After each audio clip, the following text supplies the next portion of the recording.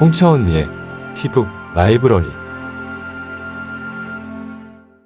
안녕하세요 여러분, 티에 대해 쉽고 재밌게 안내하는 홍차언니입니다. 홍차언니가 새로운 코너를 좀 준비해봤습니다. 이름하여 홍차언니의 티북 라이브러리라고 해서 티와 관련된 책들을 소개하는 영상이 될 것 같습니다. 티와 관련된 좋은 책들이 너무 많거든요. 그래서 그런 책들을 하나하나 여러분께 소개해드리고 싶어서 이런 영상을 준비해봤습니다. 때에 따라서는요, 안에 들어있는 내용이 너무 많이 들어있어서 그것들을 여러분들에게 쉽게 전달하기 위해서 시리즈로 아마 쪼개서 전달을 할 수도 있을 것 같아요. 그 첫 번째 시간으로 영국 도자기에 관련된 이야기를 시작할까 합니다. 18세기 영국에서는 홍차 문화가 널리 퍼지면서 수많은 도자기 업체들도 탄생하게 되는데요. 영국 도자기로 풀어보는 또 다른 영국 역사 이야기를 여러분께 들려드릴까 합니다. 자, 그럼 티북 라이브러리 함께 하세요.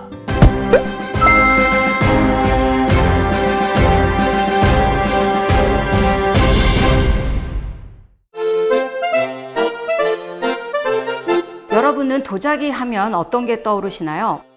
독일의 마이센, 덴마크의 로얄 코펜하겐, 헝가리의 헤렌드, 영국의 웨지우드 등 같은 도자기 브랜드 이름을 많이들 떠올리실 것 같은데요. 우아한 애프터눈 티 또는 백화점에 진열된 고급 제품이나 박물관에서 감상하는 전시품 등으로만 생각할 것 같은 고급의 이미지로 느끼실 것 같은데, 그러나 실제로 영국에서의 도자기는요, 일상에서 누구나 쉽게 즐길 수 있었다고 합니다. 왜 그럴까요?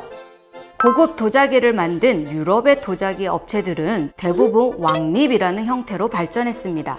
독일의 마이센, 프랑스의 세브르 등이 대표적이죠. 왕실에서 만들었으니 굉장히 고가였겠죠. 그에 비해서 영국 도자기는 민간 주도로 발전했기 때문에 고객의 대상이 인구의 다수를 차지하는 중산층과 노동자 계층인 경우가 많았습니다. 물론 왕실과 상류층을 위한 도자기도 있었기 때문에 장식적인 아름다움과 실용적인 아름다움이라는 양면을 동시에 갖추고 있는 것이 영국 도자기의 큰 특징입니다.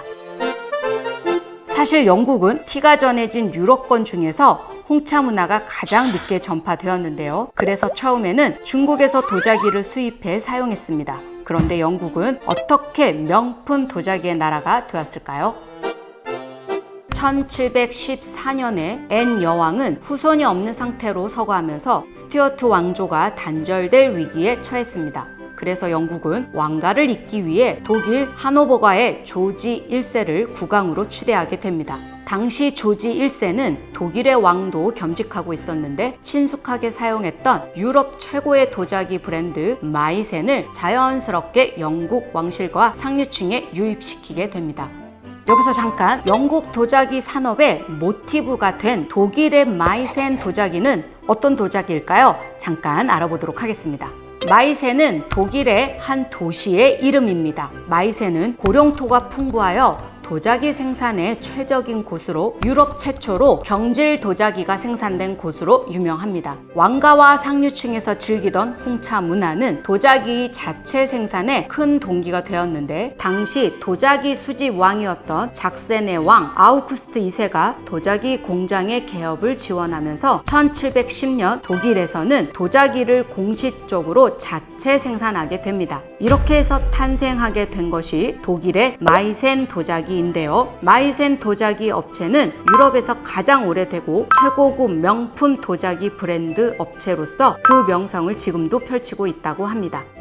자, 다시 돌아와서 이렇게 독일의 조지 1세를 통해서 영국의 도자기 문화가 전해졌고, 중국산 도자기 수입에 의존했던 영국도 큰 자극을 받아 도자기를 자체 생산하기에 이릅니다. 이후 영국의 명품 도자기의 시작을 알리는 최초의 도자기 브랜드가 탄생하게 되었는데요. 그것이 바로 첼시입니다.